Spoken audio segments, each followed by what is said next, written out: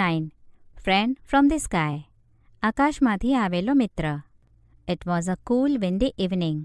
There were sudden creaks as little branches of tree broke in the strong breeze and fell. ઠંડા પવનવાળી સાંજ હતી. સખત ફૂંકાતા પવનથી ઝાડની નાની ડાળીઓ તૂટીને નીચે પડવાનો અવાજ આવતો હતો. Reshma was sitting in the balcony of their flat on the first floor. She was watching children playing in the park. The children did not mind the strong breeze or the yellow leaves of neem tree falling on their heads. They were all enjoying their ball game. Reshma તેમના પહેલા માળના ફ્લેટની બાલ્કનીમાં બેઠી હતી. તે બાગમાં રમતા બાળકોને જોઈ રહી હતી. બાળકોને સખત ફૂંકાતા પવન કે તેમના માથા પર પડતા લીમડાના પીળા પડી ગયેલા પાંદડાની પરવા નહોતી. તેઓને તેમની દડાની રમતમાં મજા પડતી હતી. રેશમા, કમ inside, called her mother from inside the house. It is too cool and windy. You might catch a cold. Reshma, અંદર ચાલ. ઘરમાંથી તેની માતાએ તેને બોલાવી. ખૂબ જ ઠંડી અને પવન છે. તને શરદી થઈ જશે. 5 minutes more, mummy. Reshma was also enjoying the game from the distance. Reshma loved to watch children shouting in excitement. Mummy, 5 minute. Reshma પણ દૂરથી રમતની મજા લઈ રહી હતી. ઉત્તેજનામાં દેકારો કરતા બાળકોને જોવાનું રેશમાને બહુ ગમતું. Reshma could not play. She could just sit in her wheelchair and watch the life outside from her balcony. She was 14 years old and a spastic. A spastic is a person who has no control over his or her hands and legs from birth. Reshma could not walk or even button up her shirt. Reshma રમી શકતી નહોતી. તે માત્ર તેની વ્હીલચેરમાં બેસી તેની બાલ્કનીમાંથી બહારનું જીવન જોઈ શકતી. તે 14 વર્ષની હતી. સ્પેસ્ટિક હતી. સ્પેસ્ટિક એટલે એક એવી વ્યક્તિ જેને જન્મથી જ તેના હાથ પગ પર કાબૂ નથી. રેશમા ચાલી શકતી નહોતી કે તેના શર્ટના બટન પણ બીડી શકતી નહોતી. But she could crawl and had learned to use a spoon to eat and to handle her wheelchair. She went to a special learning center. She was given speech therapy there. She also learned some subjects and some exercises. પણ તે ભાખડીએ ચાલી શકતી અને તેણે જમવા માટે ચમચીનો ઉપયોગ કરવાનું અને પોતાની વ્હીલચેર ચલાવવાનું શીખી લીધું હતું. તે એક વિશેષ શિક્ષણ કેન્દ્રમાં જતી. ત્યાં તેને બોલવાની તાલીમ એટલે કે ઉપચાર આપવામાં આવતી. તે કેટલાક વિષયો અને કેટલીક કસરતો પણ શીખતી. Reshma felt very lonely. She had no friends. All the neighboring children were busy with their own schools and games. Reshma's favorite Pastime was to watch the children playing in the street or the park. રેશમાને ખૂબ એકલવાયું લાગતું. તેને મિત્રો નહોતા. પડોશના બધા જ બાળકો તેમની શાળા અને રમતોમાં વ્યસ્ત હતા. શેરીમાં કે બાગમાં બાળકોને રમતા જોવા એ તેનું ગમતું મનોરંજન હતું. Now the wind became stronger and the light became dim. But the children went on with their game. They were kicking a big red ball and jumping with the movement of the ball. Suddenly, there was another ball among the players, a brown one. હવે પવનનું જોર વધ્યું અને પ્રકાશ પણ ઝાંખો થઈ ગયો. પણ બાળકોએ રમવાનું ચાલુ રાખ્યું. તેઓ એક મોટા લાલ દડાને લાત મારીને તેની ગતિ સાથે કૂદાકૂદ કરતા હતા. એકાએક રમનાર બાળકો વચ્ચે એક બીજો દડો આવી પડ્યો. ભૂખરો. The girls started screaming and the boys Shouted at the top of their voices. A brave boy bent down and touched the new ball. It suddenly flapped its wings and flew up. Before Reshma could understand anything, the new ball landed in her lap. Children waved at Reshma and continued with the game. છોકરીઓ ચીસ પાડવા લાગી અને છોકરાઓ ખૂબ મોટેથી બૂમો પાડવા लाग्યા. એક બહાદુર છોકરાએ નીચે નમીને તે નવા દડાને સ્પર્શ કર્યો. અચાનક જ તેણે એટલે કે દડાએ તેની પાંખો ફફડાવી અને ઉડી ગયો. રેશમા કંઈ સમજી શકે તે પહેલાં તો તે નવો દડો તેના ખોળામાં આવી પડ્યો. બાળકોએ રેશમા સામે હાથ હલાવીને તેમની રમત ચાલુ રાખી. Reshma, "It's too much. Now come inside," shouted her mother and came out in the balcony to take her daughter in the room. But she saw some movement in Reshma's lap and heard faint creaks. "What is this?" she cried. Reshma, "બહુ થયું. હવે અંદર આવી જા," તેની મમ્મીએ બૂમ પાડી અને તેમની દીકરીને રૂમમાં લઈ જવા માટે બહાર બાલ્કનીમાં આવ્યા. પણ તેમણે રેશમાના ખોળામાં કંઈક હલચલ જોઈ અને ઝીણો અવાજ સાંભળ્યો. "આ શું છે?" તેમણે પૂછ્યું. "I don't know, mummy. It has just arrived." Reshma was puzzled. "It came from the sky." She showed the root of the ball with her frightened eyes. "મને ખબર નથી મમ્મી, તે હમણાં જ આવી પડ્યું." રેશમા મૂંઝાઈ ગઈ હતી. "તે આકાશમાંથી આવ્યું." ભયભીત આંખોથી તેણે તે દડાનો માર્ગ દેખાડ્યો. Mummy pushed the wheelchair into the room. Now they saw a scared bird with a big bill. મમ્મીએ વ્હીલચેર રૂમમાં લઈ લીધી. હવે તેઓએ મોટી ચાંચવાળું એક ભયભીત પક્ષી જોયું. From Salim Ali's book, Indian Birds, they found out that it was a duck, a shelter duck. Its beak was broad like a shovel. It had bright blue, white and brown feathers. At the moment, it looked exhausted. Salim અલીના પુસ્તક ભારતીય પક્ષીઓમાંથી તેમણે શોધી કાઢ્યું કે તે પક્ષી એક બતક હતું, એક શેલ્ટર બતક. તેની ચાંચ પાવડા જેવી પહોળી હતી. તેના પીછા ભૂરા, સફેદ અને ભૂખરા હતા. અત્યારે તો તે ખૂબ થાકેલું લાગતું હતું. A shoveler is not a native Indian bird, but it migrates from the cold regions of Russia. This bird must have lost its way due to strong wind. In its effort to join the flock, it got exhausted and fell in the park like a ball. shoveler એ ભારતીય મૂળનું પક્ષી નથી. તે રશિયાના ઠંડા પ્રદેશોમાંથી સ્થળાંતર કરીને આવે છે. જોરથી ફૂંકાતા પવનને કારણે તે પક્ષી તેનો માર્ગ ભૂલી ગયું હશે. તેના એટલે કે પક્ષીઓના સમૂહમાં જોડાવાના પ્રયત્નમાં તે ખૂબ જ થાકી ગયું અને બાગમાં એક દડાની જેમ આવી પડ્યું. Reshma's mother tried to pick up, but it suddenly bit her hand. "Ouch!" she cried. The duck fluttered to the floor. It huddled in a corner of the room. All through the evening, Reshma and her mother tried to feed the duck. They put breadcrumbs, nut fruits and grains in front of it, but it did not touch any of them.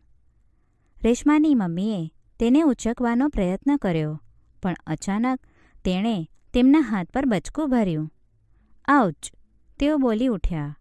બતક પાંખો ફફડાવતું ભોંય પર આવી ગયું. તે રૂમના એક ખૂણાની હૂંફમાં જઈ બેસી ગયું. આખી એ સાંજ રેશમા અને તેની મમ્મીએ તે બતકને ખવડાવવાનો પ્રયત્ન કર્યો. તેમણે તેની સામે બ્રેડનો ભૂક્કો, શિંગદાણા, ફળ અને અનાજના દાણા મૂક્યા, પણ તેમાંનું કશુંય તેણે ખાધું નહીં. "Mummy, let's give him some rice and milk," suggested Reshma. Her mother mixed boiled rice, milk and sugar. She fed the bird with an ink filler. The shoveler liked it. His eyes brightened and he started fluttering wings, but he could not fly. "Mummy, આપણે તેને થોડા દૂધ ભાત આપીએ?" રેશમાએ સૂચવ્યું. તેની મમ્મીએ ભાત, દૂધ અને ખાંડ મેળવ્યા. તેમણે શાહી ભરવાની નળીથી પક્ષીને ખવડાવ્યું. શેલ્વરને તે ભાવ્યું. તેની આંખોમાં ચમક આવી અને તે પાંખો ફફડાવવા લાગ્યું, પણ તે ઉડી શક્યું નહોતું. "I know what his name is. It is Mitra, a friend," Reshma said. They took a basket and put some grass into it. It was Mitra's bed. Reshma kept the basket with her and slept peacefully. When she woke up, she looked at the basket. It was empty. Reshma cried loudly, "Mitra, Mitra, where are you? Her mummy and papa searched in the house and at last found him near the water tub in the bathroom. મને તેનું નામ ખબર છે, મિત્ર છે, રેશમાએ કહ્યું. તેમણે એક ટોપલી લઈ તેમાં થોડું ઘાસ મૂક્યું. તે મિત્રની પથારી હતી. રેશમાએ ટોપલી પોતાની પાસે રાખી અને શાંતિથી ઊંઘી ગઈ. સવારે જાગીને તેણે ટોપલી જોઈ. તે ખાલી હતી. રેશમાએ મોટેથી બૂમ પાડી, મિત્ર, મિત્ર તું ક્યાં છે? તેની મમ્મી અને પપ્પાએ આખા ઘરમાં તપાસ કરી અને અંતે બાથરૂમમાં પાણીના ટબ પાસે તે મળ્યું. At around 7:30, the doorbell rang. Reshma was feeding breakfast to the duck. Mummy opened the door. Reshma was happily surprised to see a group of children in uniform. Auntie, can we see the bird? They said. સવારે લગભગ 7:30 વાગે doorbell વાગી. રેશમા બતકને નાસ્તો ખવડાવી રહી હતી. મમ્મીએ બારણું ખોલ્યું. ગણવેશમાં બાળકોની ટોળી જોઈને રેશમાને આશ્ચર્ય થયું. આંટી, શું અમે પક્ષી જોઈ શકીએ છીએ? તેમણે પૂછ્યું. Mummy took them to Reshma's wheelchair. The children greeted Reshma with fresh smiles. They were thrilled to see the bird in Reshma's lap. He is Mitra. Reshma introduced the new friend. How lovely, they said. They helped Reshma to hold the bird while Reshma fed him with an ink filler. Mummy તેમને રેશમાને wheelchair પાસે લઈ ગયા. બાળકોએ તાજગીભર્યા સ્મિત સાથે રેશમાનું અભિવાદન કર્યું. રેશમાના ખોળામાં પક્ષી જોઈને તેઓ રોમાંચિત થઈ ગયા. તે મિત્ર છે. રેશમાએ નવા મિત્રની ઓળખાણ કરાવી. કેટલું સુંદર, તેઓ બોલ્યા.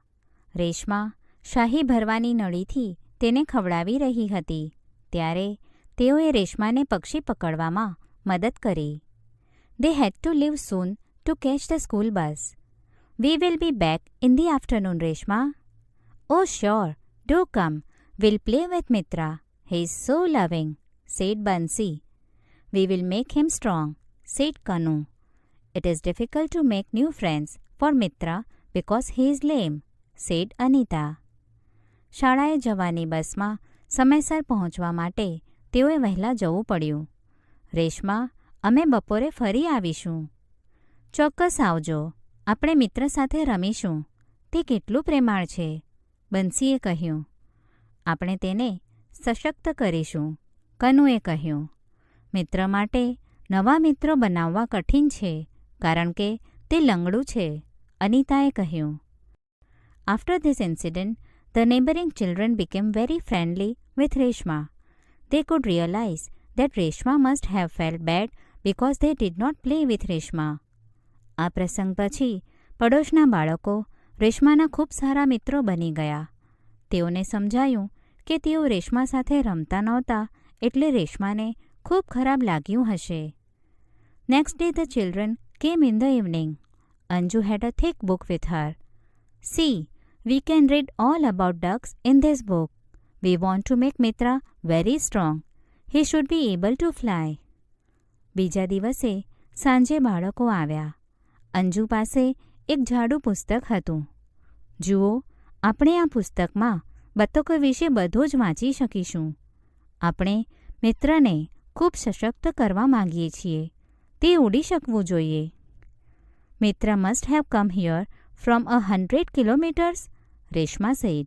મિત્ર સેંકડો કિલોમીટર દૂરથી અહીં આવ્યું હશે, રેશમાએ કહ્યું. Not hundreds, thousands, corrected Anju. And he must fly back thousands of kilometers to his home again. સેંકડો નહીં, હજારો, અંજુએ ભૂલ સુધારી અને તેણે તેના ઘરે પહોંચવા માટે પાછું હજારો કિલોમીટર ઉડવું પડશે. Yes, we will make him very strong. Reshma was delighted. હા, આપણે તેને ખૂબ સશક્ત બનાવીશું. રેશમા ખૂબ ખુશ થઈ. For the next 10 days, Mitra was treated like a royal guest. Everyone brought something for him. The book was their kitchen guide for Mitra. They all caressed and played with him. Mummy had never seen Reshma so happy and hopeful. પછીના 10 દિવસ મિત્રની સરભરા એક બાદશાહી મહેમાન જેવી કરવામાં આવી. દરેક જણ તેના માટે કંઈ ને કંઈ લઈ આવતા. તે પુસ્તક મિત્ર માટેનું તેમનું માર્ગદર્શન હતું. તેઓ બધા જ તેને પંપાડતા અને તેની સાથે રમતા. મમ્મીએ રેશમાને આટલી ખુશ અને આશાવાદી કદી જોઈ ન હતી. Finally the day of departure for their dearest friend arrived. Reshma's father took all the children and the duck to a nearby lake. The children lifted Mitra from Reshma's lap and gently put him in the water. છેવટે તેમના સૌથી પ્રિય મિત્રના વિદાયનો દિવસ આવ્યો. રેશમાના પિતા બધા બાળકોને અને બતકને એક નજીકના તળાવ પર લઈ ગયા. બાળકોએ રેશમાના ખોળામાંથી મિત્રને ઊંચક્યું અને હળવેથી તેને પાણીમાં છોડી મૂક્યું. It slowly started swimming. It shoveled the water with its broad beak. Children were happy to see the happiness of their friend. Suddenly, Mitra disappeared. All stood worried, looking for him with wide eyes. And Mitra popped up from water with a small fish in his beak. ધીમે ધીમે તે તરવા લાગ્યું. તે તેની પહોળી ચાંચથી પાણીમાં હલેસા મારવા લાગ્યું. બાળકો તેમના મિત્રની ખુશી જોઈને ખુશ હતા. અચાનક જ મિત્ર અદૃશ્ય થઈ ગયું. સૌ તેમની આંખો પહોળી કરીને તેને શોધતા ચિંતાતુર ઊભા રહ્યા અને મિત્ર તેની ચાંચમાં એક નાની માછલી લઈને પાણીની બહાર આવ્યું. Yee! All cried and jumped with joy. He has learnt it again. Children stood there for a long time watching Mitra. Hey! સૌ બોલી ઉઠ્યા અને આનંદથી કૂદવા લાગ્યા. તેણે ફરીથી શીખી લીધું. મિત્રને નિહાળતા બાળકો ઘણીવાર સુધી ત્યાં ઊભા રહ્યા. The next day, Reshma went into the balcony to watch the children playing in the park. But there was no one. Suddenly, the doorbell rang and all the children marched into the room. બીજે દિવસે બાગમાં રમતા બાળકોને જોવા માટે રેશમા બાલ્કનીમાં ગઈ, પણ ત્યાં કોઈ જ નહોતું. અચાનક ડોરબેલ વાગી અને બધા જ બાળકો રૂમમાં આવી પહોંચ્યા. Aunty, please send Reshma to play with us in the park. They said, we'll take her and bring her back safely in her wheelchair. આંટી, રેશમાને અમારી સાથે બાગમાં રમવા મોકલો પ્લીઝ. તેઓએ કહ્યું, અમે તેને તેની વ્હીલચેરમાં સલામત રીતે લઈ જઈશું અને પાછી લાવીશું. With the help of friendly hands, Reshma was taken down the stairs to the park. From the balcony, Mummy looked at the broad smile on her daughter's face, brightened by the setting sun. મિત્રોની મદદથી રેશમાને દાદર ઉતારી બાગમાં લઈ જવામાં આવી. બાલ્કનીમાંથી મમ્મીએ સૂર્યાસ્તના ઉજાસમાં ચમકતા તેમની દીકરીના ચહેરા પર એક સુંદર હાસ્ય જોયું. Reshma never had a reason to feel lonely again. હવે રેશમાને એકલવાયું લાગવાનું કોઈ કારણ નહોતું.